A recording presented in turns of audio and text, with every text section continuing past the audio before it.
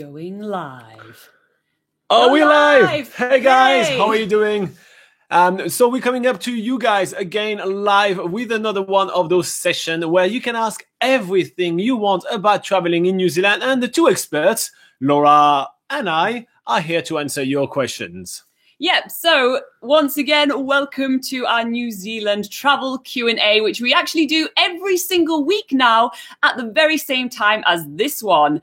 And the aim of these videos is for you guys to ask anything about traveling in New Zealand, and we will do our absolute best to answer those for you. And if we are just meeting for the first time, this is Robin and I'm Laura, and we are the team behind backpackerguide.nz, which is New Zealand's largest online travel guide.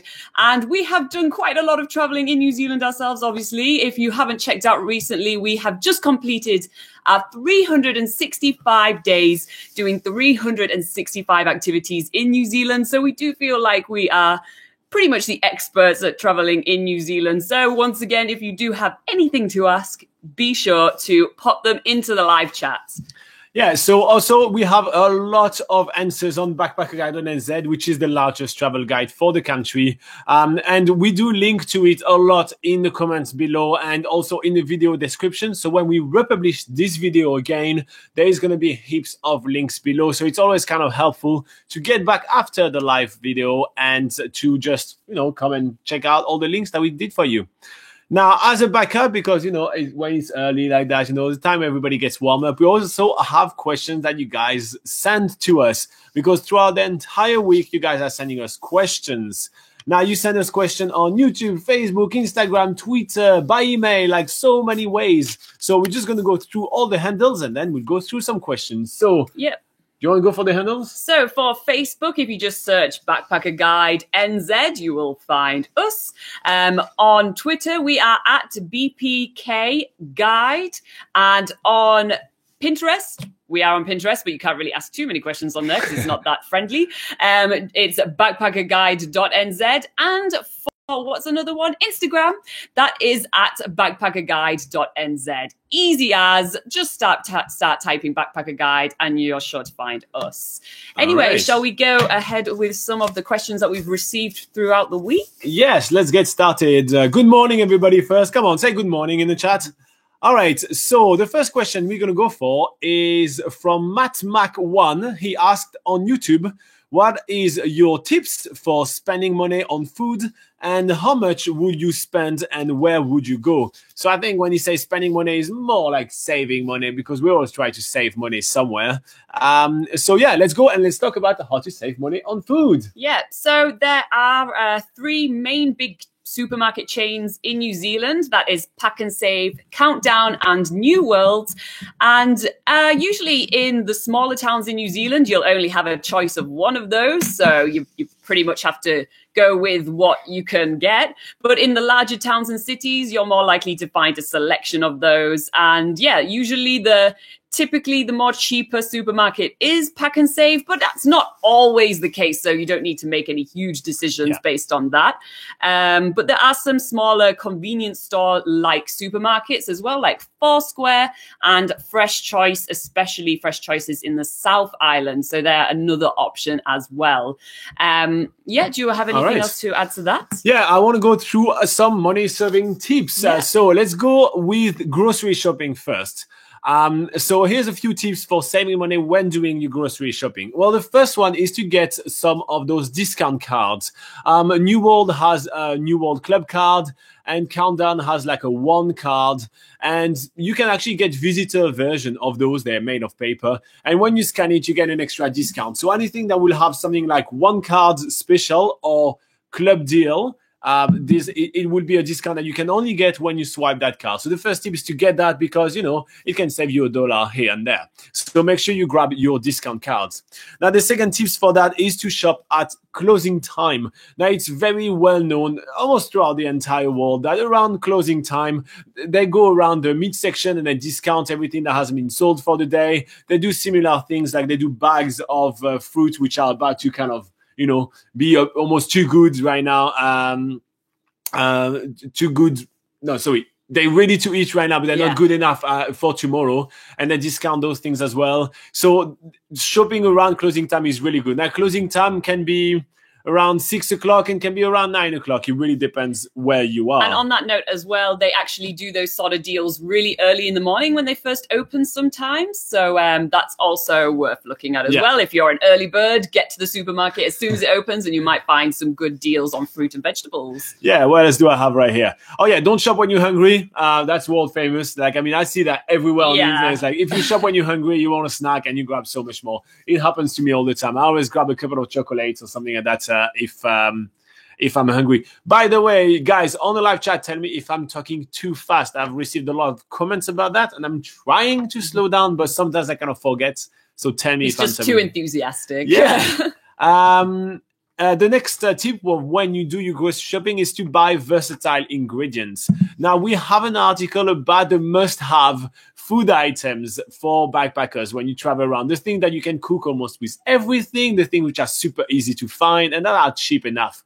So we link to the article below. But basically, you need some rice, you need some pasta, some tuna, just those things that you can use with everything. It's so much easier that way. So make sure you go for versatile ingredients. You do not need to get some bay leaves or whatever things like that. It's nonsense. Yeah. And finally, when you are shopping, make sure to compare the prices. New Zealand supermarkets are notorious for being really good at tricking consumers. They will put one price for 454 grams box, but then next to a 386 gram box. It's complete nonsense. And then they will put the prices per 100 grams or per liter or per kgs. And sometimes next to each other, two, let's say, pot of sour cream, they put the price per 100 grams, and next to it, the other one is going to be priced per kg. And so you have to make the conversion. So make sure that you look at those things to be able to actually understand how much you're actually paying for what you're getting. So that's the tips for when you do your grocery shopping. Now, we have some more generic kind of food tips when traveling around New Zealand, and Laura's going to cover them. So first of all, try to limit the amount of times that you eat out. It's pretty common and common knowledge that if you do cook for yourself, you will save an absolute killing compared to eating out. Even if you're eating out at McDonald's, the cheapest places that you can eat out, that's going to work out to be more expensive than if you were to cook for yourself. So another... I knew you wanted it. Yeah. So another way to save some money when actually cooking for yourself is to cook with friends or to sort of find someone to cook food with. So what a lot of people do if they're staying in hostels a while, they'll sort of, get together and say let's all cook a meal together. Or if you're just two people traveling, then it's always worth, splitting the bills that way. And if you're traveling on one of the hop on, hop off buses around New Zealand, it's always good to instigate let's go and cook some meals together. And that way you can make your money go a lot further. Another big one as well is, I know a lot of people don't want to hear this, but don't drink alcohol, or try to limit the alcohol, and limit the amount of alcohol that you're drinking as well, because, alcohol is pretty expensive. It's probably going to be the biggest thing on your supermarket budget. So if you, can reduce the amount of alcohol you're drinking, you're going to save absolutely. Even when you go out, you're going to spend at least $8 for a pint of beer. Exactly. Then if you have more than 3 pints of beers, well, you're already at almost $30. And now you're hungry because, you have the munchies. So then you want to buy a bit of chips. It goes up really quickly. Yeah. And one last thing I think I'd like to add on to that, just about supermarket shopping again, is if you are a big meat eater, then maybe just reduce the amount of meat that you're buying, because that is one of the most expensive things to add to your supermarket budget. And, maybe just reduce that to eating meat maybe once, twice, 3 times a week. And that will save you so much money as well. Yeah, that's for sure. Now, I'm just going to go through a couple of extra tips really quickly. So when you cook for yourself, make sure that you're aware of portions. Don't cook too much. I see that in every hostels we go, every hostel kitchen, you get some people that literally cook an entire pot of pasta for 4, and then they end up just kind of leaving it on the free food shelf. Which brings up the free food shelf. In every hostel, there's a free food shelf. Basically, when people move on from one hostel to the other, they place their remaining food or thing they don't want to carry onto a shelf in the kitchen, which is labeled free food, and then you can help yourself. The staff of the hostel also does that when they clean the kitchen, which is usually around late to mid to late morning. They go through everything, and anything in the hostel's fridge which hasn't been labeled and dated, they consider the guest has checked out, so they take it and they put it on the free food shelf. So there is quite a lot of food to be found on the free food shelf. In addition to that, make sure you label your food Yes. in hostels, or else your food might get chucked away and then you have to buy it all over again. And yeah, that's not good for the budget, is it? No, that's not good for the budget. And lastly, well, there is quite a few hostels now that offer free breakfast. So if you want to save money on food, get a hostel that offers free breakfast, so you don't have to spend that much on food, since, you know, you get free breakfast. Yeah. All right. So, Matt, I hope that this answered your question. If you do have any follow-up questions, in the comment below. If you are watching a rerun of this video, make sure you put your questions in the comment below on any of our YouTube videos, and we get to it when we get live. So that's pretty cool. Now, taking the time to say hi to a few people on the live chat, we see that Abby just shown up. So, hey, Abby, how are you doing today? I know we have a question from you, and we're going to go over it right now. All right. So, Abby on YouTube said, hey guys, I have another question for you. How were the health services in New Zealand? Rob seems to have been treated well and well attended upon. Do I have to take an insurance plan? Does travel insurance cover health services? I mean, just what do I do if I get sick or break a leg when I am in New Zealand? Hoping that doesn't happen though. And how do I take care of the following expenses, if any? Now, first up, he's referring to me. It looks like I've been well treated. Yes, I have had a couple of injuries in New Zealand, and a couple of them on video, which was quite fun. I broke my arm, which is probably the biggest instance. And we put the video down here. It's actually a very funny video. So you can see actually how does it work when you break your arm in New Zealand. And also I had to be treated for some like pretty bad bites and stuff like that. I got infected. So that's what he was referring to, but there is a lot of questions right here. So let's unpack everything. How were the health services in New Zealand? So just to get started on that, they are very professional and they are very plentiful. It's rather surprising how many hospitals are scattered around New Zealand, or even just small clinics, and how easy it is to get treatment around the country. There is really never a place. I feel like it's not stats that I do have from the government, but I feel like there's never a place where you're going to have to drive more than, let's say, 2 hours at max to get to a place where you get treated. And that's really if you're in a very remote area. Because even if you're in Milford Sound, they have like a small area where you can get treated if something happened. And Milford Sound is like 6 hours away from the next town. So it's kind of like...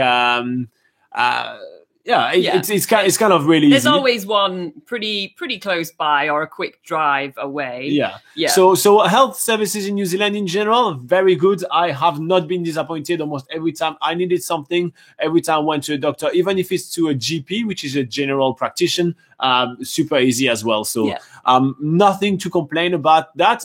Just actually good surprises so far.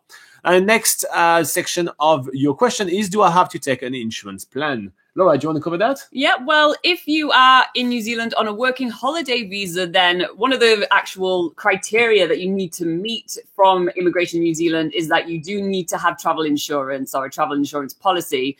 Otherwise, and any other visa, I think you don't really need to have travel insurance. It's not mandatory, although you might want to get some for some peace of mind. It really just depends on, I guess, what type of person you are. What else can we talk about then? So insurance, not mandatory, but recommended. Then the next stuff that he asks is, does travelers insurance cover health services? Well, this really depends on your policy, right? There is so many different policies that I can't really just tell you that yours does it. You have to read the terms and conditions of it. But as a general case, yes, it does cover health services. Now, the way it works, just so you understand, is that in New Zealand, we have something called ACC, which stands for the Accident Compensation Corporation. Is that correct? Something like that. And so this thing actually kicks in for anyone in New Zealand that has an accident or has something that happens to them. So even if you are not from New Zealand, you will still be covered with that as part of, you know, just being in New Zealand. It's a general kind of universal health insurance. Yeah, basically. So it happens, you know, that's how it works. Now, that doesn't mean that everything is paid for, right? There is kind of a schedule of, like, you know, for, let's say, an X-ray, they will pay that much. For this, they will pay that much. And then you have to pay the excess. Now, honestly, it is very little kind of what you have to pay, but this is when your insurance kicks in. Now, if you have a travel insurance, you will then claim that from the insurance, and the insurance will pay the remaining amount. Now, when do you have to pay that? That depends on what is your insurance policy. Some of them will require you to pay it first, and then they will reimburse you later. And some of them will actually pay it right up front for you. Some of them will also add like extra money just for travel disruption. So let's say, you know, what happened to me? I broke my arm. Well, to be fair, there was no disruption because literally on the next day we were doing another activity. But if there was travel disruption, the insurance will actually kicks in, and then this is when the insurance is actually becoming really helpful. So that's basically how that will work. Now, as per normal health stuff, let's say you want to go to a GP, which again is general practitioner. That's your normal doctor, like your family doctor back home. And you feel like, oh, I have a bit of a travel bug, or, you know, like just something like that. Then usually that's not covered. And I'm explaining you why. Every travel insurance has an excess, meaning that the excess is the fee that you still have to pay. So let's say that you have a big accident and that costs $1,000, right? I'm just picking numbers out of the blue right here, but just to give you an idea, right? Let's say you have a big accident, you break your arm, and that costs $1,000. ACC, which is a universal cover in New Zealand, let's say we pay $500 of that. Now, for the remaining of the $500, you have to pay for it. So you pay for the $500. Now, out of this $500, you can claim it back from your insurance. But your insurance has a $250 excess, meaning that no matter what, on any claim, you have to pay $250. So the insurance will pay you the remaining amount of money, so $250. So ACC pay $500, you pay $250, and then the insurance pays $250. And that's basically how it works. So insurance get the best deal right here, to be quite honest. And so this is why, because there is an excess, usually GP, which will cost you between, $30 to $80 in New Zealand, they usually fall below the excess. And that means that, if your excess is $250 and you do a claim of 80, well, there is no need because it's lower than 250. So that's basically how that will work for a normal kind of going to the doctor or going to get a prescription and those kind of things. Yeah. So this is why we advise you. You want? I was just going to say, so just to summarize, travel insurance is best got if you are a bit scared of something really going wrong when you are in New Zealand. Otherwise, just general trips to the doctors is really affordable. The general price for overseas visitors going to the doctors is usually about 18 New Zealand dollars. But even if you have something really small, like you need to get a repeat prescription of something that you could usually get back home, then they usually are nice enough to reduce the price for you. So that's happened for me a couple of times as when I first arrived in New Zealand. So yeah, it is really, really affordable to just get the general health care in New Zealand, and prescription prices on top of that are really minimal. You're going to pay maybe about between 5 to 10 New Zealand dollars to pick up some pills at the pharmacy that you've been prescribed. So, that is only if it's prescribed, because when it becomes prescribed, then it's subsidized by the ACC, and therefore it's become a little bit cheaper. If you actually just, let's say, want to buy some Panadol from the supermarket, then the slab of 20 will cost you $20. So yeah, it kind of it kind of balances out like that. Yeah. All right. So that's basically everything. I think you had a lot of questions, Abby. So I think that we covered most of it. Let us know in the comment below if we did, or if you have any follow-up questions on that. That's basically our take on how does medical travel insurance works in New Zealand, and how does the health system in New Zealand actually does work. And if you do find any of our answers to the questions useful, make sure to like this video as well, and make sure you let us know if we are doing a good job or not. And also, if you are new to our channel, make sure you subscribe if you have any plans to come and travel in New Zealand, because that is pretty much what we're all about. Yeah, perfect. But I wanted to say before that, make sure you check out the links below. We do put a lot of information about health in New Zealand, about medical and travel insurance. And we also have our recommendation because we have done a lot of comparison of the different kind of health insurance in New Zealand or travel health insurance for New Zealand. And we find some that we actually prefer over others. So make sure to check those out. All the links are in the description below. All right, now taking the time to say hi to a few people in the live chat. This is when I start butchering all your guys' names. So I'm sorry. Bar, thank you. Welcome from Libya. That's a random country. I really like that. Munchi, if I remember, you are from India, so welcome. Lizzie, I don't know where you're from, Lizzie. Where are you from? Say hi and tell me where you're from. And let's go over some questions. So, Lizzie, since you just showed up, we actually have a question from you. So let's go over it.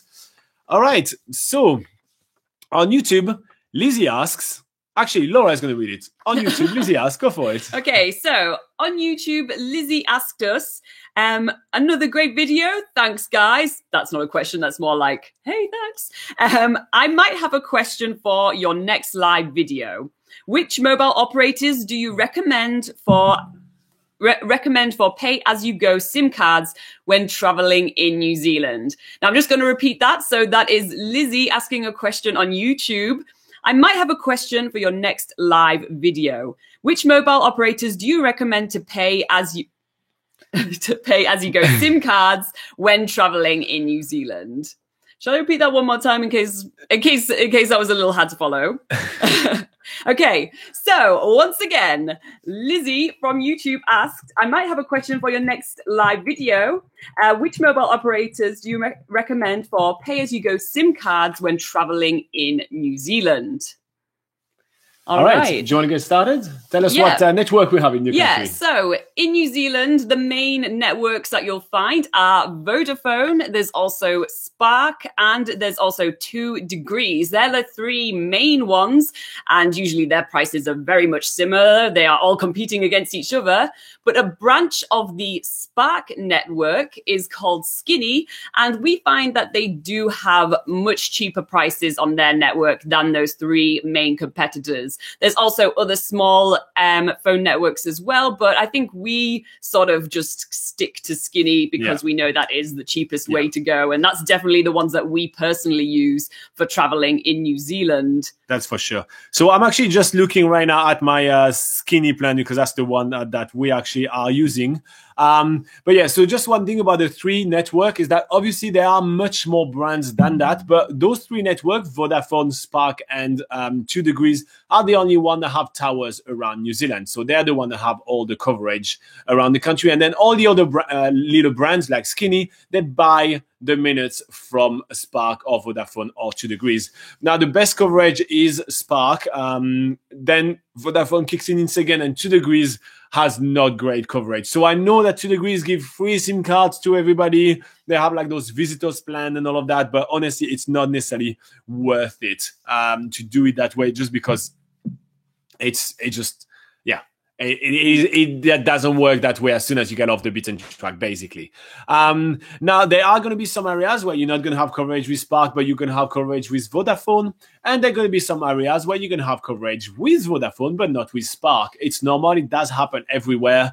And New Zealand has a lot of mountains around. So wherever there's a tower, that's how it works. But don't worry, if there is an emergency situation, no matter which network you are with, your phone will be able to call 111, which is the emergency services in New Zealand. Again, it's 111. Don't get used to call 911. That wouldn't work. You want to call 111 in an emergency in New Zealand. Anyway, let's get back to the question at hand. And Skinny, we find it the cheapest. We pay about $16 per month and we on prepay. So how it works is that rather than kind of paying as you go, as you call, which is always slightly bit more expensive, with all the prepays in New Zealand, you can buy little combos. So for example, ours for $16 a month, give us 2 gigabytes of data and give us unlimited call and unlimited text. It's rather cheap and it's pretty handy. Now, the most popular plan with Skinny, I think at the moment is $46 and give you 12 gigabytes of data and unlimited call and unlimited text. Again, unlimited call and unlimited text, though, is just in New Zealand and Australia. It doesn't cover you calling back home. This is a bit of an add-on, but I think you can get like like a few hundred minutes for like $5 or $10. You can do all the add-ons on the app. It's very handy, very easy. Aside from the fact that the app just crashed when I picked up my phone, I wanted to read from it, but that happens. So that's basically how it works. But yeah, that's pretty much it for it.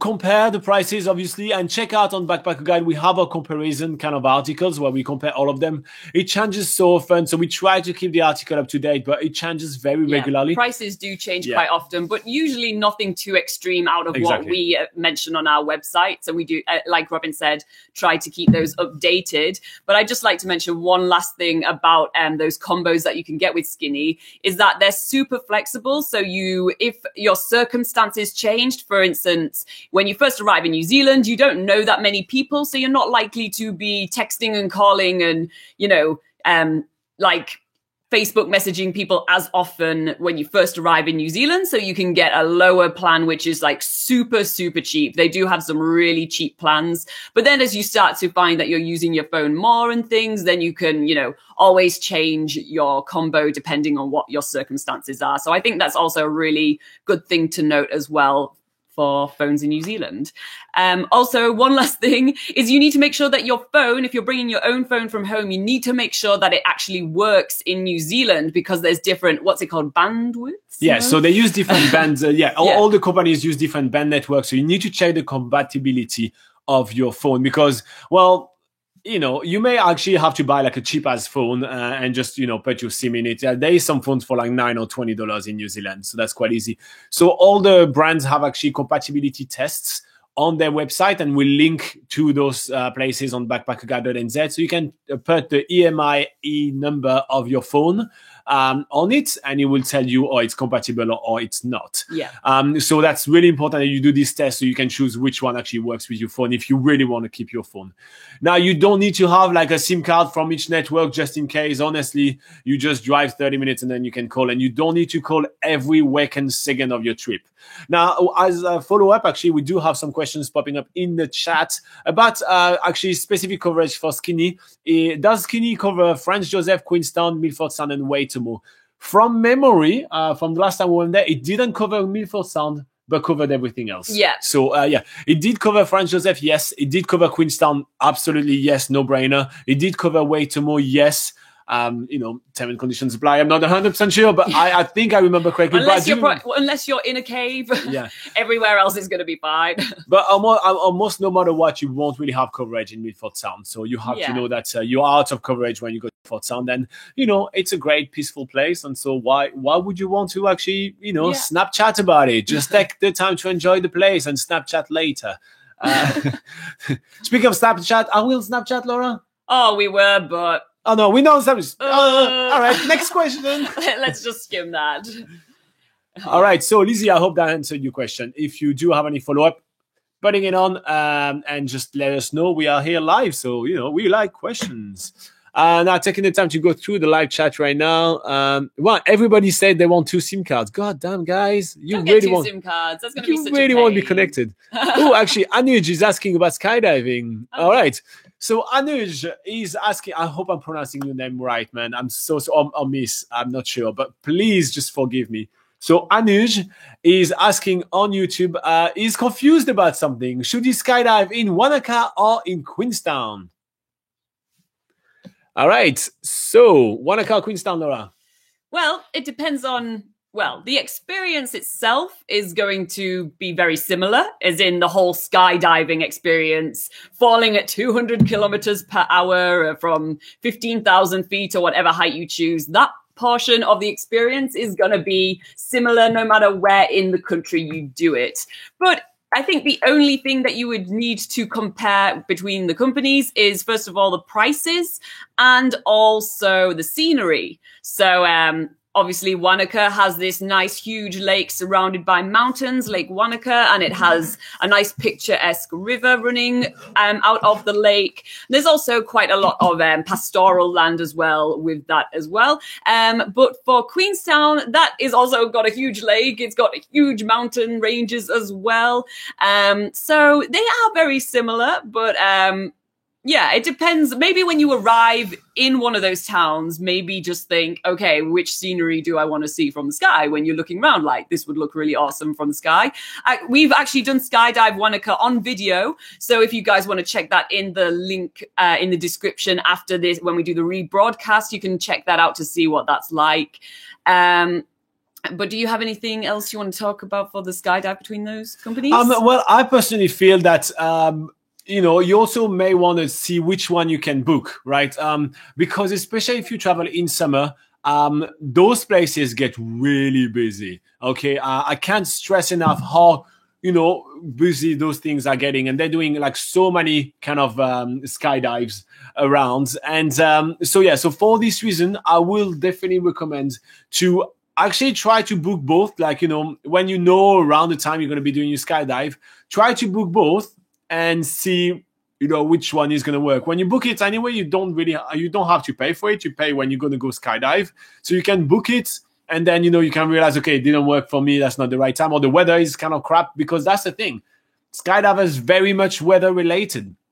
So let's say you really need to do it on this morning. I remember we did the skydive in Wanaka in very early morning, which was absolutely amazing. But God damn, it was so hard to organize because the weather was not playing ball with us. Exactly. I think we rescheduled 3 times for that video. I mean, oh my God, that was just crazy how hard it was to actually organize. So the weather is a huge factor when doing that, and it changes often. So you want flexibility. So if you guys recall, we did give you some tips on which one was the best glacier hike to do in New Zealand. And we really were saying kind of plan to do both, to do 2. And so you have a backup plan if the other one doesn't go. So do the same thing for the skydive. Obviously, don't do 2. It's so expensive. Like, don't be like us and do skydive all around the country. It's crazy expensive. But do one, but give yourself the flexibility around your trip. So that's basically how I will personally do it. Mm-hmm. It's just I like flexibility. Yeah. Also, one thing to note about Queenstown is that all the skydiving companies in that area, so that's Wanaka, that's skydiving in Glenorchy, and Endzone, which is based pretty much in Queenstown, all of them offer free pickups from within Queenstown. So you can sort of make your decision once you arrive in Queenstown, which one you want to go for. And I just want to enforce as well that there are 2 skydiving companies in Queenstown, not just Endzone, but skydiving in Glenorchy, which I think is well worth considering as well. Paradise, yeah, that's what they're called. Yeah, so I think that would be well worth considering as well. And a lot of people do say that Glenorchy is more beautiful than Queenstown. We've been there. We've been there. I haven't skydived. Laura did skydive in Queenstown, if I remember. Yeah, I did it with Endzone. Yeah. So I haven't skydived in Queenstown, but if I'm to choose, I personally, as a consumer, I will definitely pick more Glenorchy than Queenstown in my personal choice. So you will be basically skydive over the fjordlands rather than skydiving over a town and the lake. Not to take anything out of Queenstown, which is absolutely gorgeous, right? Just don't get me wrong, but I personally will prefer just not seeing any civilization. Be like, where the hell am I gonna land? And then you land in a big field, and so that's especially what I would say. So I hope that this answered your question. And Enuj, oh my God, I'm so terrible with that. I'm so sorry. But yeah, if you have any other questions, obviously in the comments and in the live chat. Taking the time to say hi to a few more people. Fi, welcome. And Lizzie, good on you for not taking 20 SIM cards. I like that. Mm-hmm. And welcome Edal, which is from Turkey, and that's going to be here soon. I like it. There's someone else which is coming in 9 days, if I remember. I was reading that before. Where is it? Yeah. Oh, that's you. That's Anuj. Yeah, that's Anuj for the honeymoon. Congrats, man. Congrats. All right. So, quick question about backpacker car insurance from Fi. So Fi is asking on YouTube, do you know of any van or car insurance that is good for backpackers? Well, honestly, this is a bit of a pain because often when you modify any van or camper van, then it doesn't cover, it is not under the cover anymore. But we do have a full article on backpackerguide.nz about that. So I'm not going to go in details in all those kind of things. Honestly, I'm just telling you right now, when we're going to repost this video, which is literally in an hour, we'll put you a link, or you go on backpackerguide.nz. It's literally, it looks like that. And in the search bar right here, you put car insurance and you're going to find the article.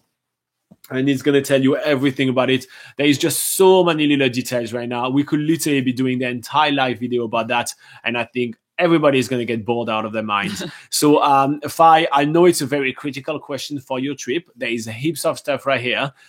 So go read this article, and if you do have any follow-up questions, join one of our Facebook group, message us on Facebook or on any of the YouTube, and we'll be happy to actually, help you out with that. But it's just that right now there is just so much to cover, and that would be Nah. Let's not go there. Yeah. All right. No worries. Oh, it looks like Anush may do Glenorchy, which is quite cool. All right. Another question that we got. I'm just going to go through that while you guys ask us some more questions on the live chat. So another question that we got from YouTube by EasyVH. Hi, I actually do have enough time to visit both Milford Sound and Doubtful Sound, but money-wise, I'm not sure if I should visit both. What do you recommend? So, Milford Sound and Doubtful Sound, which one? Both? What do I do? That is a question that we get so often, so it's time to address it. But before we even start answering the question, in the comment below, in the description below, we're going to put the videos of both. We've done Milford Sound under the rain, which was amazing. And we done Doubtful Sound under amazing weather, and that was beautiful. So make sure to check those two videos so you can make a decision. But Laura, start answering the question. Which one should you do, or should you do both? Well, let's start off with Milford Sound. Milford Sound is by far the most popular one to get to, and that's because it is the most accessible one. There's actually a road that goes all the way to the wharf where you can get your cruises and your kayaking trips straight from Milford Sound. Also, there's a whole variety of options when you get to Milford Sound. There's several different cruises. Like I said, you can do kayaking. You can even do scuba diving and scenic flights, for instance. So there's actually a lot of stuff to go and do over at Milford Sound. Or even if you don't want to spend anything, there's a couple of short walks to do as well.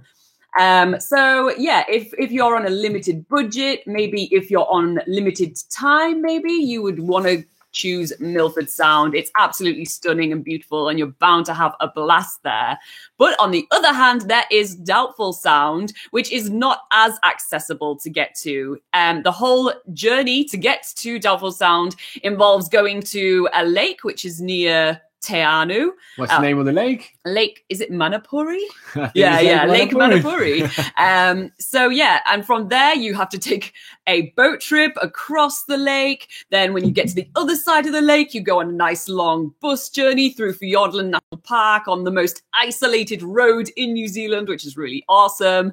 And then eventually you'll get to Doubtful Sound, where you get to enjoy a nice cruise through Doubtful Sound, it's bus, boat, yeah, and then after back way, bus, boat. Yeah, something like that. And also on top of that, Doubtful Sound is actually I think it's like 3 times longer than Milford Sound, so you're actually out on the water for a lot longer as well. But on top of that, there's only one company, I think, that can take you to Doubtful Sound. Or no, maybe there's a few. Real Journeys and Go Ranch. Yeah. There's 2 companies. Yeah, so there's 2 companies that can take you to Doubtful Sound, and it is a full day trip. It'll take about 8 hours to do the whole thing. And on top of that, it is more expensive than any cruise that you will pay for in Milford Sound. But on the other hand, if you want to, if you actually want to treat yourself to a whole day of like a much more quieter place, like obviously Doubtful Sound is lesser known, so there's less tourists there. So maybe you would want to actually spend that little bit more to go and have that experience. Any you thoughts? asked my personal choice. Honestly, I'm going to give you my personal choice right here. Like Laura described everything very well. Again, we've got 2 videos. You can watch them and see what is your dig. But honestly, my personal choice, hands down, I'm going to Doubtful Sound. It's a little bit more expensive, yes, but I think just the whole adventure is so cool, and it encompasses so much. There's just so much there. And on top of it, well, it just saves you the 6-hour drive going down to Milford Sound and going back up. So I personally prefer that you just make your way to Te Anau, which usually it's on most people anyway, drive. Route, yeah. Yeah, so it's on the route. You just stop there, you go to the office, and I think it's a really awesome day out. So I will personally go for that. But that's my personal choice, and that's always hard. Like we always try to not to give too much of our personal choice because we don't want to influence you with what we like. But I feel like this question was very much calling for pick one or the other from me. But one thing that I want to say though before Laura starts again nerding about all those amazing places, I really would like to stress that I don't think you should be doing both. They are both rather expensive activities. If you do the Dapful Sound, well, it's pretty expensive. And if you do Milford Sound, well, it's just, the gas that you're going to spend to go all the way down there, plus the cruise, which is going to be around $100, or equivalent to, similar prices. So I will not do both because they are rather similar. I will pick one or the other. That's exactly what I was going to say. Yeah, perfect. That's what I was dying to say. So I was looking at your eyes like, I want to say that. Sorry. All right, cool. So I hope that answered your question. Easy. If you do have any extra questions, post them in the comment below. Just come and say hi. And we'll cover them for you. Now, taking the time to say hi to the live chat a little bit. So we have Joao or Yoao. Oh, I'm sorry about your name. We also have Baram. So welcome, you guys. And Natalia showed up. Hey, Natalia, how are you doing? Hey guys in the chat, can you actually help us out? Just a quick break from answering questions right now. We actually don't know how people find out about this live chat, and we don't know where we should tell people about it. So if you can all tell us in the comments right now, how did you find out about this live chat? Like, where did you know that we were coming live? Is it just YouTube that told you? Did you find out on Facebook? Were you just following us on stuff? If you were following us on YouTube and then you were like, oh, well, they go live, I'm going to ask that. Are you reading the backpack guide and then you go link to that? Like, just tell us because that would be super helpful for us to know that because, because we obviously want to tell more people that we do that every single week and we're here to help. So tell us, please, in the comment below, how did you find out about that? Anyway, we're going to come back to some questions because some people were asking some stuff in here. Yeah. So sorry, we're going to go through all your questions. Don't worry, we're just a little bit behind. All right. So Joao, oh my gosh, I'm destroying your name. So I'm guessing you're from Brazil. It sounds from Brazil. Yeah, but perhaps. Tell me if you're. So Joao from Brazil ask on YouTube, hey guys, I want to rent a car to do the South Island, but also want to do the Transalpine. What do you suggest? Well, here's what I suggest to you. Rent a car, travel around the South Island and make it trip and in Christchurch. Then you give back your car in Christchurch and then you do the Transalpine from there. You can get the ticket from the Transalpine that go back and forth. This is what we did. We actually have a video that we link to in the description below about the Transalpine. And that's as simple as that. Yeah. Just rent your car. Let's say you rent it from Christchurch to Christchurch. So you rent your car in Christchurch. You do all around the South Island. And then when you drop back your car in Christchurch, you leave yourself an extra day before you have to go back home. And then when you're in Christchurch, you spend one day to do the Transalpine, which goes to Greymouth and back and forth. And that's it. Yeah. I mean, I don't know if we need to elaborate that much here. It's super simple. So in Greymouth, which is the other end of the Transalpine, you won't find many car rental companies in that town. I actually don't even know if there are any car rental companies. So if you are only going to do one way on the train, I would definitely say start in Greymouth. Try and make your way to Greymouth. You can get there by bus. It's pretty simple to get to if you're, say, starting in Picton, where most people will start when they take the ferry from the North Island. Get a bus to Greymouth and then start the Transalpine from there. Once you arrive in Christchurch, you can get a car rental from there and the rest is pretty easy from there. Yeah. So that's another option, perhaps. Yeah. I would still do the simpler one where you go in Christchurch. I mean, and pay to do back and forth. Yeah, it would be so much simpler for you, man. So I personally will do it that way. I don't know if there is anything to add. Honestly, it's that simple. I actually was surprised when we did book this Transalpine. We did that in Christmas Eve, which was really cool. They do some really cool stuff in Christmas, and we actually had food there, and everything. That was quite nice.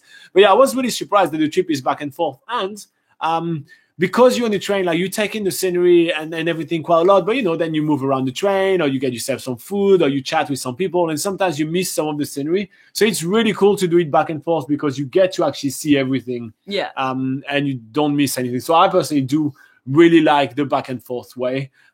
If you get to do it in winter in New Zealand, which is within the month of June to August. Exactly, June to August. If you do it within winter in New Zealand, it's even more stunning. So I will actually say try to do that in winter. They're all beautiful, but yeah. So yeah, that's basically our answer to your questions. Any follow-up, just let us know. Any questions, put them below. We get to it next week. We live every single week at 8 a.m. on Sundays, New Zealand time. It's sometimes on Saturdays for your time. We'll tell you all of that at the end of this video. And also give this video a like. All right, quickly saying hi in the chat. Oh, we're actually saying bye in the chat. Bye, Lizzie. Thank you very much for popping in. That was really nice. Hi, Tafik. Thanks for joining us. That's really cool. I'm just going to read a couple of things like that. Alternate questions. All right. Oh, someone wants to go through an itinerary. Okay. All right. Anuj, you want us to go through your itinerary.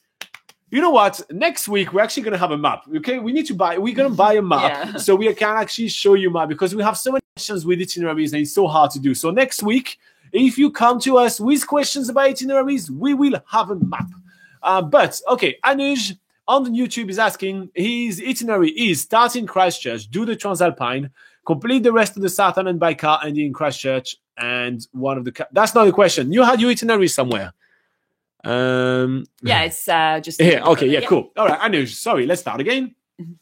Anuj on YouTube has an itinerary that he wants us to approve. So he says Christchurch to Franz Josef by the Transalpine and GS. What is GS? 2 night there. GS? What is GS? What is GS, Anuj? What the hell is GS? Glacier? No, I don't know.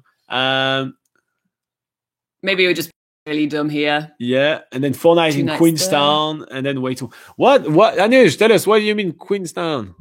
What do you mean? Oh, great site. So okay. Whew, okay. All right. We know New Zealand well, but we don't know it as GS. We don't know it that well. Yeah, no one ever says GS, man. Yeah. All right, cool. All right, so Anuj on YouTube is asking to approve his itinerary. He wants to do Christchurch to Franz Josef by Transalpine. That doesn't work. Oh, by Transalpine and Grey Site. Yes, that works. Okay, yep. Then 2 nights there. He wants to do the helicopter and the quad bike. Then he wants to do 4 nights in Milford Sound. He wants to see Milford. No. Wow, okay, I'm going to restart. Man. I'm having a hard time with this one. Anuj on YouTube he wants us to approve his itinerary. Christchurch to Franz Josef using the Transalpine and then Grey Site. Spend 2 nights in Franz Josef doing the helicopter rides and the quad bikes. Then he wants to make his way to Queenstown for 4 nights where he wants to do Milford Sound, skydiving, skipper's jet, Canyon Fox, gondola and luge.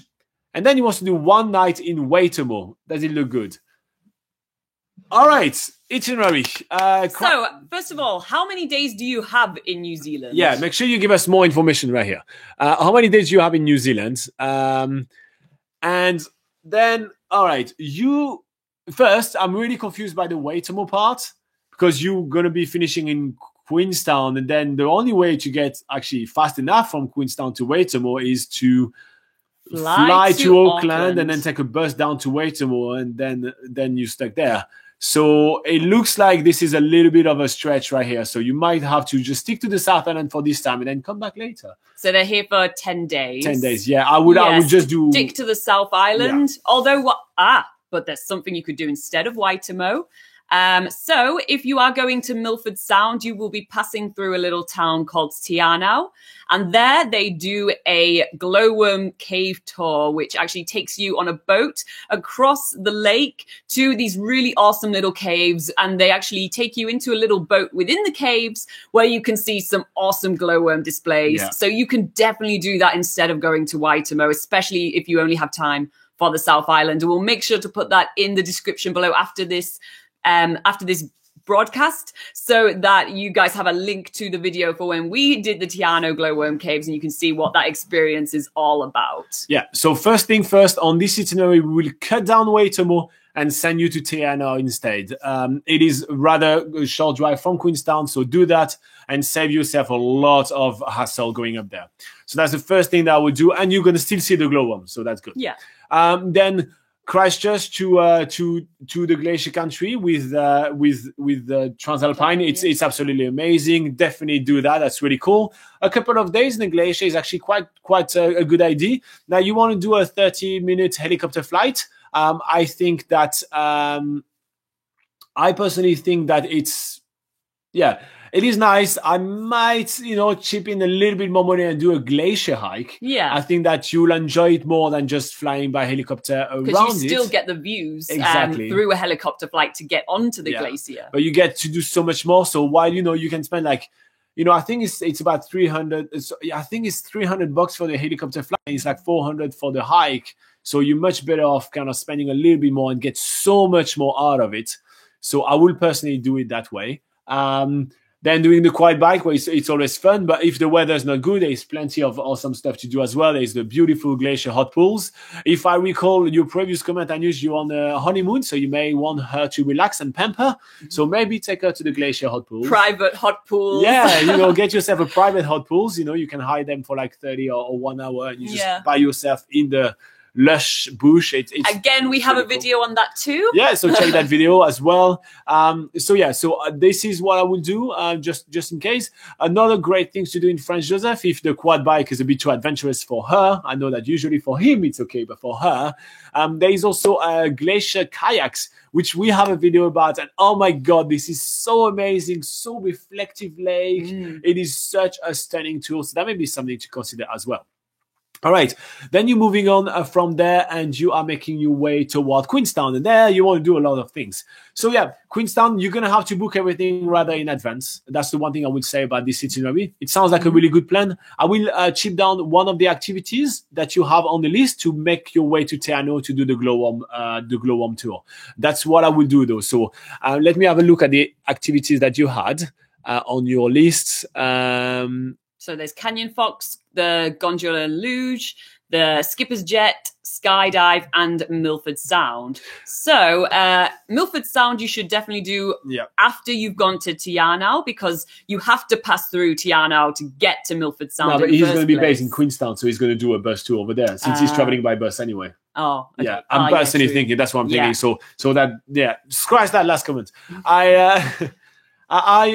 Okay, all the activities you have are really cool. I will cut down one of the... Actually, you could be doing a couple of activities in one day. You can definitely go up the gondola, do the luge in the morning, and then after do the Canyon Fox, or even the Skipper's Jet Canyon. They all have days. So you can definitely fit all of that right here. Maybe add yourself, since you have 10 days, add yourself one extra day in Queenstown, so you can just have a little bit of time to relax as well. But that's basically how I will do it. That's our take on your itinerary. And again, guys, next week, we are going to have a map. I've just been wanting a map so much, and you just convinced me right here, Nudge. Next week, we're going to have a map where you can write on, and we're actually going to go through itineraries. So if you do have any itinerary questions, bring it to us. We want them. We are going to go through your itineraries and tell you what we will do with those itineraries. So here you go. And the last thing, you are correct. Maybe add one more day to Franz Josef, just in case the weather is bad, and you have so many options there. So that's a good one. Perfect. Don't do Milford Sound. So don't do Waitomo. And here you go. That's our take on new itinerary. All right, taking the time to say hi to a few more people here. Daniel. I can say his name. That's one name I can say. Daniel. All right. Daniel is asking us a question right here. So Daniel on YouTube, he says, "Hey guys, myself and 2 others are planning a trip from Auckland to the Bay of Islands. Would it be better option for us to rent a car for the weekends or to get a bus up and down?" Well, I think it really depends on what you want to do if you're going up to the Bay of Islands. If you take a bus, as in the intercity bus up there, you won't be able to obviously do much on the way up.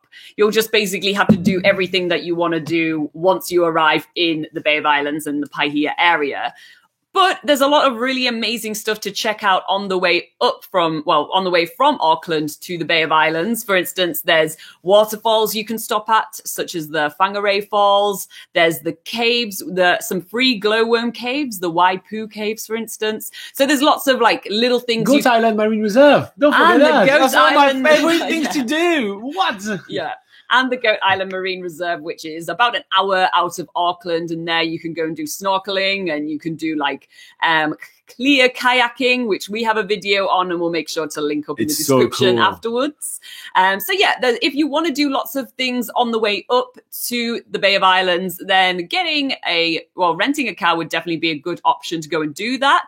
But if you are on a very limited budget, perhaps you will want to take the bus up. Yeah, it will really depend on the time of the year you're going as well. You know, if you are in the off season in New Zealand, you'll be able to rent a car for like $20 a day. Mm-hmm. So at that point, yeah, for sure, go for the car rental. But if you go in the high season, it may be cheaper to take the bus. And the good thing is that if you just go for a weekend, which is what I basically understand you're doing, you may just go up to the Bay of Islands, you go explore the Bay of Islands, do a bit of swimming and just relax by the beach over there. So you may just want to go to Paihia, which is basically the main town in the Bay of Islands. And when you say Bay of Islands, usually that's what it is. Where people go, yeah. So you may just want to hop on the bus. It's cheap as chips, as they say here. And you base yourself over there and you do a couple of activities and then you take the bus back down. Now, the other alternative option, one more options to make your way up to the Bay of Islands, is to actually take one of those tour buses. There is some like Paihia shuttle and Paihia tour bus that go up there. Like you can do that with Kiwi Experience. You buy like one of those short passes, or with Stray, or with quite a few other companies, and then we'll do like an extra stop along the way. I don't know if that's really an option that I would genuinely consider, but I just want to let you know that there is the option. There is another option as well, is to fly, but sending rather expensive. You're not saving that much time because with all the airport stuff. So yeah, I wouldn't go for that. But the scenery is pretty nice when you take the flight. So if you have a lot of money and you're ready to splash out, go for it, but that's your options to go up there. But if it were us, and it would be around that time of the year, which is summer, it's coming to December, January, February, I will definitely take a bus, and I will definitely book it a little bit early, like let's say about a week in advance, just to make sure that I've got my spot there. And that's the best way to get to the Bay of Islands. Plenty of things to do over there as well. You can do dolphin swimming, go check out the Hole in a Rock.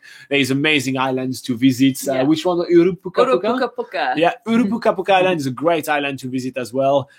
So there is plenty to do there. There's some great mountain biking as well. It's a rich historical part. There is a Waitangi Treaty Ground, which is basically what settled the matters between the Crown of England and the Maoris tribes here. So it's very important, like an interesting place to visit as well. There's really heaps, and you can obviously hop then again on another bus and go to Cape Reinga for a nice day over there, where you're gonna, it's a full day tour and it's really awesome. You go all the way to the top of New Zealand, you see amazing sceneries, you check out some beautiful kauri forests. It's really awesome. So a cool place to visit as well. So I'll definitely go there for sure. Now, renting a car or bus, well, we give your take, and you decide. So make sure to check out the videos to all the activities that we've done in the Bay of Islands. We have everything Robin's just listed. We've done all of those. We have videos on every single one of them. So we'll be sure to put those in the description at the end of this video, which will be up about an hour after this live broadcast finishes. All right. Okay. Pick a question. In the meantime, I'm going to say hi to a few people. Hey, Aidan, thank you very much for joining us. Yes, we have hiked some part of the Tiararoa Trail. The reason being is that the Tiararoa Trail actually links a lot of different hikes in New Zealand in order to make the trail itself. So we haven't done the whole trail by any stretch of the mean. It is a huge, major undertaking, but we have done a lot of sections because I think the Tongariro circuit for sure is part. So we've done the Tongariro circuit, so that's part of it, and we've done quite a lot of hikes. They just kind of link them together that way. So we've done quite a lot of those. Any advice? There is plenty of really great books about it, so make sure you read those ones and prepare yourself. It's a very long undertaking, and don't be afraid to actually give yourself a lot of time through it. Most of the people that we've discussed with that have done it or were in the middle of doing it, they were all saying that they actually made sure that every month or so they took themselves 3 or 4 days off. When you walk, you can you walk all the way to Wellington or something. When you arrive in the city, get yourself some time off there and kind of relax there. All right, Nexus, hello. Daniel says hi. Thank you. Are you picking a question? Or? Yeah, I am as well. Okay, I'm waiting for you. We made your choice much harder. Oh, well, up to you. Nice. And then motorcycles. Motorcycles, it's not really like, it's so expensive here. Don't bother, Abby. Don't try motorcycle in New Zealand. And yeah, I just want to go through Nexus questions first. Yeah, okay. Are you cool with that? Sure. All right, Nexus on YouTube asks, can you get to all places via train or buses in New Zealand? Well, short answer, yes. Hell yes, of course. Laura, go for it. Well, you can certainly get to pretty much all places on buses in New Zealand. There is, well, at the moment, there's actually two. I was going to say at the moment, there's only one national coach bus in New Zealand, but literally only the other week, a new one has just arrived. So we don't. I think it's called Keep or something. Yeah, we don't know much information about it just yet because it's literally super brand new, but we can talk to you more about Intercity, which is the largest bus network in New Zealand. And there they will stop at most places in New Zealand for sure. As for the train network in New Zealand, that is not as extensive. You can get to obviously some places, but that's nothing compared to where you can get to on the bus. Do you want to talk about more about that? Okay, so for train, I just want to stress that traveling in New Zealand by train is very different than what you're used to in Europe. Traveling in New Zealand by train is more of a scenic experience. Consider that as a tour. You're not going to stop to all the places. You know, you're not using it as a commuting. You're going to use it to get to see some unique location. We were talking earlier on today about the Transalpine, which is an absolute scenic trip. It's actually one of the world's top 10 most beautiful ride by, so many publications. It's really amazing. There is also one that goes down the North Island, which passed through the beautiful Tongariro National Park. So it's more of a beautiful experience rather than a transportation method. So basically, Laura and I are reducing your questions to, can you go to most places in New Zealand by bus? And the answer is actually yes. There is so many bus services all around New Zealand that you can go to all the cities and even the tiniest town. And the service runs almost daily to almost everywhere. Then when you get to one of those tiny towns and you want to go to some places which are a little bit more remote, this is when you're going to be a bit like, oh, damn, I wish I had a car. But tourism is such a huge industry in New Zealand. It's actually the largest industry in the whole country. So there are tours for almost everything. So yes, you may not have your car, so you may not be able to drive yourself up to Cape Reinga, for example. But if you take a bus to Pahia, then you actually can hop on a bus tour that will take you all the way there and stop along the way. Through those bus tours, that means that you don't have the stress of driving. That means that you can actually enjoy the scenery because you're not the one driving, so you can focus on the scenery rather than focusing on the driving. You can also make so much more of your experience because you usually have guided tour. You learn so much from the guides and everything like that. So technically, it will cost you a little bit more, but you get so much more out of your experience. So I don't really see many places where you won't be able to go to in New Zealand without it, especially if you're just traveling. If you are working and you need to go to a farm and do this, and yeah, of course, you're actually going to need a car for that. But if you are traveling by bus, you will be able to go to most places, be able to visit most places. And to a certain extent, actually, even if you're working, well, choose to get a work in Christchurch or Wellington or Auckland, for instance, where there is a lot of bus to commute, and then you can commute to your work. And that's pretty much it. I personally do not see the fact that you're not driving as a deterrent to traveling around New Zealand. You will be able to do almost everything you want. And if you do actually want to start working on your plan and come back next week, we will have the map. I'm really excited about that, guys. You guys just convinced me today to get the map. So here's my offer to you, Nexus. I think you can go everywhere by bus. Make your plan, kind of start working on your itinerary and come back next week with your itinerary. And then we go through it with our map and we'll tell you, where you can and cannot go by bus. And then we'll see actually if we were right or not. And also we'll give you our insight like we did to the questions before. But I'm pretty sure Laura has something to add about buses travel. Yeah. Actually, no. What? Okay. That was well said. Once again, well done, Robin. Cheers to me, guys. Cheers to me. All right, so shall we move on to another question? So, yeah, that's going to be the last questions, I think. Yep, for sure. So our final question of the day is from Natalia on YouTube. And she asks, are there any places in New Zealand better to avoid? All right.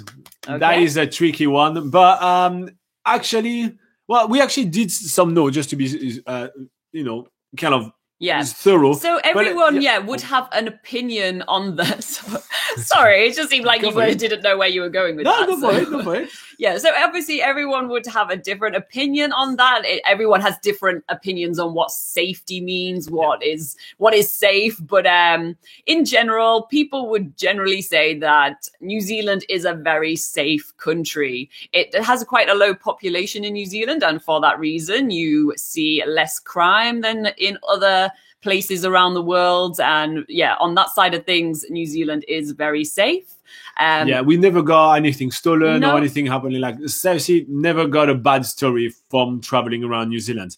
Now, just to make sure we are thorough enough, we wrote some notes on all the kind of different unsafe kind of stuff, just in order to kind of give you an answer. So, people-wise, there are a few suburbs here and there which people will tell you, it's not really that safe. There's some bad apples here and there. And that's usually in the suburbs of some of the larger cities. There is some suburbs in the south of Auckland that people say, you should avoid and everything. But to be quite honest, Laura and I have been to those places and we didn't see anything bad. I feel like it's because New Zealand is so safe that if, there is some more rundown houses in somewhere, people that live in New Zealand think, that's a bad place. So it's not really, there's really not any kind of place in New Zealand that, you'll get stabbed or anything like that. You know what I mean? We're not talking about places like that. So that's like people-wise, this is basically the full extent to it. Sometimes they say that the east coast of the North Island, there is some people and there's some signs saying make sure to lock your belongings and everything like that. But again, we traveled there by campers and we had so many cameras in our vans and all those kind of things that we never had any issue. So I just, people wise, a few suburbs here and there, if you listen to the gossips from the locals, that's pretty much it. But in general, just remember to use common sense like you would anywhere in the world. Like, you don't leave your valuables on display in your car, and you don't go and wander down dark alleys in the middle of the night alone. Those sort of things. It's like you wouldn't do that anywhere anyway. So why would you do it in a foreign country? So just keep those common sense things in mind. All right, moving on. You are going to be taking the nature safety. So other things that some people might consider unsafe is the weather in New Zealand, especially if you're doing maybe some hikes into some more extreme environments. For instance, if you're going up into alpine environments and the weather quickly changes, or you get caught in a snowstorm or something, that could be where you might get into some unsafe situations. But these situations are very easily avoided too. You obviously can set off on a hike and decide the weather's not looking too good, maybe I should turn back. We actually have a lot of advice on that sort of thing. On backpackerguide.nz, we have a whole article on that, which we'll again make sure that we link up to in the description. And it's the same thing. Like, obviously, there's a lot of coastline in New Zealand, so if you're going swimming and stuff, you don't want to get caught in any rip currents. It's the same as anywhere where there's swim between the flags. There's lifeguards on patrol on popular beaches in summer. So go and make sure you go and swim in those areas if you're unsure whether it's safe to go swim somewhere or not, for instance. All those sort of advice and tips like that we'll put into that article that we link to in the description. What about earthquake, Laura? Yeah, so as you probably know, New Zealand does have a few earthquakes here and there. You probably most likely you will have heard about the one that was in Christchurch a few years ago, which was like the biggest one that happened recently. But if you think like in comparison to other major earthquakes that have happened around the world, which has like devastated cities and like killed loads of people, that certainly wasn't the case in New Zealand. And that's because New Zealand buildings are built very well for earthquakes. Actually, New Zealand is world leader in earthquake proofing buildings. They're really good at that. And on top of that, I mean, let's talk about earthquake for a second. It happens so rarely. I mean, the odds of it happening to you when traveling in New Zealand are minimals. Well, actually, like only the huge ones are the ones that are going to be super, super minimal. But actually, small earthquakes happen in New Zealand all the time, but they're that small, You can't feel it. You don't even know it's happening. Actually, it did happen like to where we live, because we obviously do live in New Zealand now. And it happened where we live not that long ago. And people told us, "Oh, did you feel the earthquake and everything?" And we're like, "Nope, not a clue." Yeah. And we were here. You know what I mean? It wasn't like, we're somewhere. No, we were here. Not a clue there was an earthquake. So, it's just medias tend to blow up stories. So don't stress about that as much. Yeah. Okay, next thing to be safe about, again, we really want to be thorough in this question for you, Natalia, is activities. So activities are pretty safe in New Zealand. The safety regulations in New Zealand for activities are super tight. I mean, and they are inspected very often. So usually when you do an activity, it's almost 100% safe. You know what I mean? They wouldn't take a risk of doing it. They wouldn't get an insurance, and they need an insurance to operate their business. So they wouldn't take the risk to do the activities. There is so many regulations, so many safety procedures, so many inspections, activity, although some of them are really thrilling, like bungee and everything. Well, I actually do think that commercial bungee is still to this date 100% safe. So, it's quite crazy how safe New Zealand is in that way. So you get the adrenaline rush, you go to amazing like remote places, but you are in complete safety, which is quite cool. Yeah. Plus, almost every area in New Zealand have helicopter services for like any emergency or anything like that. So man, honestly, I can't stress enough how safe and mellow it is in New Zealand. I know we always say like, oh, bam, a lot of activities, adrenaline and everything. It's true. Your adrenaline is pumping, when you go down those caves and all this and that, wow. But you're actually really safe, really safe. Like you really have to use zero common sense if, to actually put yourself in trouble. We do see sometimes some people going to hike the Tongariro Crossing, which is a 10-hour hike, and they go in their jandals, which is flip-flop. They go in their jandals and they start at 4 p.m. and then that's flip-flop, and they have no jumper, and have nothing. It's like, oh my God. Well, if you're that person, well, yes, you may have a problem. Otherwise, you kind of gonna be all right. Yeah. And also just kind of keeping in mind, if there is a sign, there is a reason. If there's a big sign that says don't cross there, the cliff is, is literally crumbling to the sea. Don't hop that because you're going to get a better picture there. They took the time to put a sign. It's just to keep you safe. You get about the same view if you're behind the barriers. So, you'll be okay. We see that, like, for example, near the town of Taupo, there is a big waterfall called Huka Falls. And there is also a big waterfall called a water like current, which is called the Aratiatia Dam, right? And almost every year, someone slip down and go down there and go drown. But you know why? It's because they hop the fence, and there's plenty of rocks which are bashed by water and make it super slippery. So, use common sense, respect the rules, and you'll be absolutely fine. Yeah. I do not think that there is any places which are too unsafe in New Zealand. And that's basically what we think about that. Yeah. Any questions, any follow-up? In the comments below. We're actually going to be putting a link to the article, Is New Zealand Safe? In the comments below, just for you, Natalia, and for everybody else that watched this video. And make sure to watch this video next week. We are coming to you guys and I wrote the time this time, so here you go. So next session is going to be on Sunday, 8 a.m. New Zealand time. So that's next Sunday, 8 a.m. New Zealand time. And for you guys, that is Saturday at 3 p.m. EDT and 12 p.m. PDT US time. It is Saturday at 9 p.m. in Europe. That's France, Germany, UK. And that is 12:30 a.m. in India. Any questions? In the meantime, if you can't make it, you just pop it in any comments in any of our videos. We always scavenge through all that to get long lists of questions to answer for you guys. And you can also find us on YouTube, Instagram, Facebook. All of that. Laura, all of that. Yep. So you can ask all your questions on YouTube. In the comments is probably the best place to go and stick those questions. You can ask us questions on Facebook, Instagram as well. Send us a message, put a comment in one of our posts, and we will make sure to add it to the list for our next live Q&A, which again is at the same time next week on Sunday/Saturday. Yeah. And make sure to check us on Instagram. Laura does a lot of work posting all their pictures and everything like that. So check out, get inspired by beautiful New Zealand. And if you are taking awesome photos as you're traveling around New Zealand, make sure to use the hashtag BackpackerGuideNZ, and we will feature your pictures on our profile as well, which is an awesome way to get some exposure for your images. I think that is it for today. Again, subscribe if you are new to this channel and you want to learn more about traveling in New Zealand, and give this video a like if you got some value out of today's Q&A. Yeah, come on, a bit of a like, that'd be nice. It doesn't cost you much. Just click on that like button. So thanks everyone for joining us. Thank you very much, guys. Bye-bye.